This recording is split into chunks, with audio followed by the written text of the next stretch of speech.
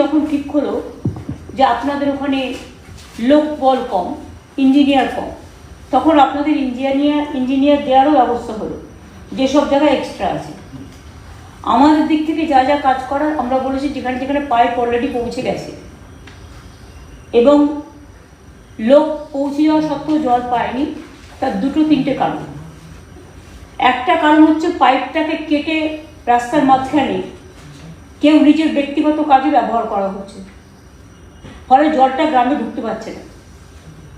দুই হচ্ছে কোথাও কোথাও কন্ট্রাক্টররা হঠাৎ করে পাইপ তৈরি করেছে, পাইপ লাগিয়ে দিয়েছে, কিন্তু ফিল্ড সার্ভে করেনি, ফলে ডিপিআরটাই ভুল, জলটা পৌঁছতে পারছে না, জল নেই। এক্ষেত্রে আমি বলেছি অন্য কোনো ভাবে শর্ট আউট করা যায় কিনা দেখতে। তৃতীয়ত হচ্ছে যে অনেক লোক নিজের ব্যক্তিগতভাবে পাইপটা কেটে দিয়ে কেউ কেউ হয়তো ইরিগেশনের কাজে ব্যবহার করছে তার নিজের জমিতে। এটা বেআইনি, এটা অন্যায়। ইরিগেশনে যদি কেউ জল না পায়, এটা ইরিগেশন ডিপার্টমেন্ট দেখবে, এগ্রিকালচারাল ডিপার্টমেন্ট দেখবে। এটা নিয়ে আপনারা বিডিও ডিএমের সাথে কথা বলুন। কিন্তু জলের পাইপ কাটা যায় না, এটা বেআইনি। এটা আমি সবাইকে অনুরোধ করব আমাদের সহযোগিতা করবার জন্য। মানুষের জলের খাবার জল, মনে রাখবেন, সব জলেরই প্রয়োজন আছে, কিন্তু জলের আরেক নাম জীবন। অনেকে বড় বড় বহুতল করে সেই জলটাকে রিজার্ভার করে রেখে দিচ্ছে, যে বাড়ির জন্য যে জলটা গেল সেটা আমি তুলে রাখলাম ছোট টুলু পাম্পে, সেটা নয়, বড় বড় রিজার্ভার করে দিচ্ছে, ফলে লোকের কাছে জলটা পৌঁছতে পারছে না। এবং কিছু লোক ভুল টেন্ডার করেছে, ভুল ডিপিআর করেছে। সেটা তো Pulak Roy, minister of this department, already বলল যে তারা অলরেডি অ্যাকশন নিয়েছে। ইঞ্জিনিয়ার আমরা দিয়েছি, প্রতি সপ্তাহে মিটিংটা কন্টিনিউ করবে, এভরি মানডে। এবং আমি যেটা দেখতে পেলাম, আমাদের মিটিংয়ের পর 448টা কমপ্লেন্ট পাওয়া গেছে যারা এগুলো করছে। আর নাম্বার অফ লোকেশন যেখানে ড্রিঙ্কিং ওয়াটারটা মিসইউজ হচ্ছে, মানে কেউ কেটে নিয়ে চলে যাচ্ছে, কেউ নিজের সবজি খেতে চলে যাচ্ছে।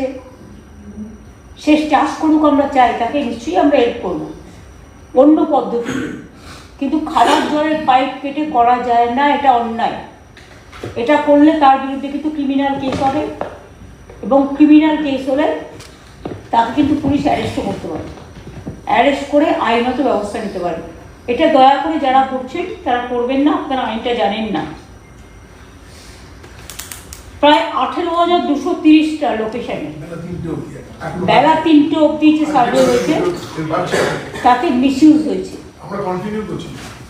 কন্টিনিউ হবে। এবং তার মধ্যে কতগুলো রেস্টোরেশন হলো সেটাও আপডেট করতে হবে। সবচেয়ে বেশি মিসইউজ হয়েছে 3,893টা লোকেশনে পূর্ব মেদিনীপুরে, সাউথ 24 পরগনায় তারপরে 3,879টা জায়গায়। কেন ইঞ্জিনিয়াররা দেখেনি, কেন বিডিও ডিএমরা দেখেনি, এসডিওরা দেখেনি, কার ভয়?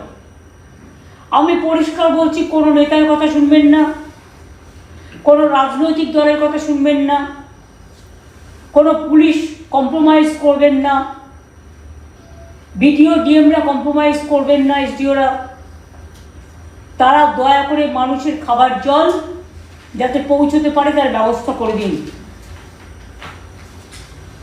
নর্থ 24 পরগনায় মিসইউজ হয়েছে 46টা লোকেশনে 3,031, অর্থাৎ সবচেয়ে বেশি মিসইউজ হয়েছে 3টি জেলায়। একটা হচ্ছে পূর্ব মেদিনীপুর, একটা হচ্ছে দক্ষিণ 24 পরগনা, আর একটা হচ্ছে নর্থ 24 পরগনা।